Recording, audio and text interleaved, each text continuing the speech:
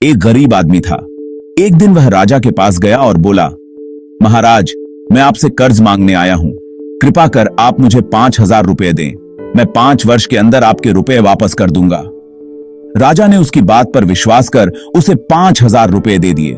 5 वर्ष बीत जाने के बाद भी जब उस व्यक्ति ने राजा के 5,000 रुपए नहीं लौटाए, तब राजा को मजबूरन उसके घर जाना पड़ा। लेकिन वहां वह व्यक्ति नहीं मिला। जब भी राजा वहां जाता, बहाना बनाकर उसे वापस भेज दिया जाता। एक दिन फिर राजा उस व्यक्ति के घर गया। वहां और कोई तो नहीं दिखा। एक छोटी लड़की बैठी थी। राजा ने उसी से पूछा, तुम्हारे पिताजी कहां हैं? लड़की बोली, पिताजी स्वर्ग का पानी रोकने गए हैं। राजा ने फिर पूछा, तुम्हारा भाई कहां है? लड़की बोली, बिना झगड़ा के झगड़ा करने गए हैं। राजा के समझ में एक भी बात नहीं आ रही थी, इसलिए वह फिर पूछता है, तुम्हारी मां कहां है? लड़की बोली, मां 1 से 2 करने गई है। राजा उसके इन ऊल जुलूल जवाब से खींच गया। वह गुस्से में पूछता है, और तुम यहां बैठी क्या कर रही हो? लड़की हंसकर बोली, मैं घर बैठी संसार देख रही हूं। राजा समझ गया कि लड़की उसकी किसी भी बात का सीधा जवाब नहीं देगी, इसलिए उसे अब इससे इन बातों का मतलब जानने के लिए प्यार से बतियाना पड़ेगा। राजा ने चेहरे पर प्यार से मुस्कान लाकर पूछा, बेटी, तुमने जो अभी अभी मेरे सवालों के जवाब दिए, उनका मतलब क्या है?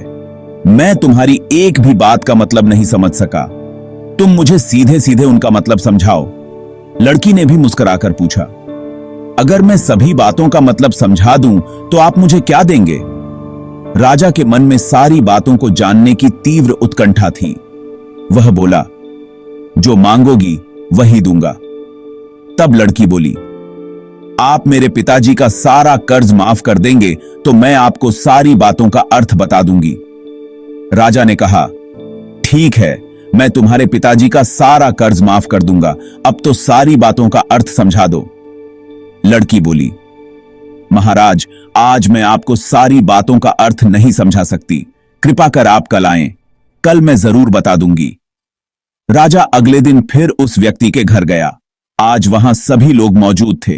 वह आदमी, उसकी पत्नी, बेटा और उसकी बेटी भी। राजा को देखते ही लड़की पूछी, महाराज, आपको अपना वचन याद है ना? राजा बोला, हां, मुझे याद है। तुम अगर सारी बातों का अर्थ बता दो तो मैं तुम्हारे पिताजी का सारा कर्ज माफ कर दूंगा। लड़की बोली, सबसे पहले मैंने यह कहा था कि पिताजी स्वर्ग का पानी रोकने गए हैं। इसका मतलब था कि वर्षा हो रही थी और हमारे घर की छत से पानी टपक रहा था। पिताजी पानी रोकने के लिए छत को ठीक करने में लगे हुए थे, यानी वर्षा का पानी आसमान से ही गिरता है और हम लोग तो यही मानते हैं कि आसमान में ही स्वर्ग है। बस पहली बात का अर्थ यही है। दूसरी बात मैंने कही थी कि भैया बिना झगड़ाड़ के झगड़ा करने गए हैं। इसका मतलब था कि वे रेंगनी के कांटे को काटने गए थे। अगर कोई भी रेंगनी के कांटे को काटेगा तो उसके शरीर में जहां तहां कांटा गड़ ही जाएगा, यानी झगड़ा नहीं करने पर भी झगड़ा होगा और शरीर पर खरोंचें आएंगी। राजा उसकी बातों से सहमत हो गया। वह मन ही मन उसकी चतुराई की प्रशंसा करने लगा। उसने उत्सुकता के साथ पूछा, और तीसरी चौथी बात का मतलब बेटी? लड़की बोली, महाराज, तीसरी बात मैंने कही थी कि मां 1 से 2 करने गई है। इसका मतलब था कि मां अरहर दाल को पीसने, यानी उसे 1 का 2 करने गई है। अगर साबुत दाल को पीसा जाए तो 1 दाना का 2 भाग हो जाता है, यानी यही था 1 का 2 करना। रही चौथी बात, तो उस समय मैं भात बना रही थी और उसमें से एक चावल निकाल कर देख रही थी कि भात पूरी तरह पका है कि नहीं। इसका मतलब है कि मैं एक चावल देखकर ही जान जाती कि पूरा चावल पका है कि नहीं, अर्थात चावल के संसार को मैं घर बैठी देख रही थी। यह कहकर लड़की चुप हो गई। राजा सारी बातों का अर्थ जान चुका था।